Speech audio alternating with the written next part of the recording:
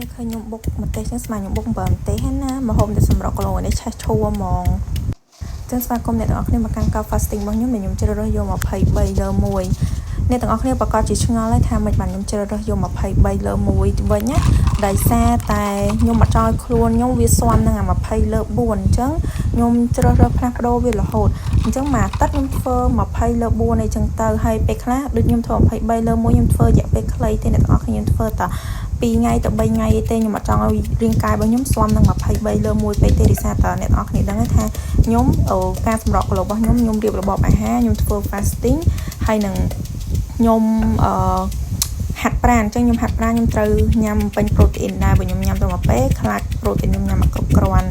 ហើយចូលមកដល់ម្ហូបយើងថ្ងៃនេះមិញហ្នឹងកន្លែងតែនិយាយភ្លេចឲ្យអ្នកនរគ្នាមើលម្ហូបថ្ងៃនេះមកហូបខ្ញុំបុកសដែកអ្នកទាំងអស់គ្នាអ្នកដែលសម្រក់គីឡូអាចយកម្ហូបនេះធ្វើញ៉ាំបានឆ្ងាញ់មែនតើនេះមួយអាសាច់ជ្រូកជានេះហា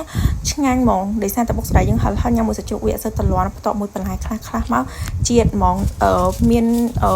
អ្នកដែលគាត់ធ្វើម្ហូបគាត់យកអាបុកសដែកនឹងញ៉ាំមួយសាច់គោតែខ្ញុំអត់បានទិញសាច់គោខ្ញុំមានសាច់ជ្រូកនៅផ្ទះក៏ខ្ញុំច្នៃយកមកដាក់មួយសាច់ជ្រូកមួយពុកសដែកហ្មងទៅដោយសារតែឃ្លានរបស់អីហឹលដែរហើយអ្នកសម្រក់គីឡូយើងមិនញ៉ាំពួកអាស្រីបុកសដែកបុកអីនឹងអត់បានទេឲ្យតែយើង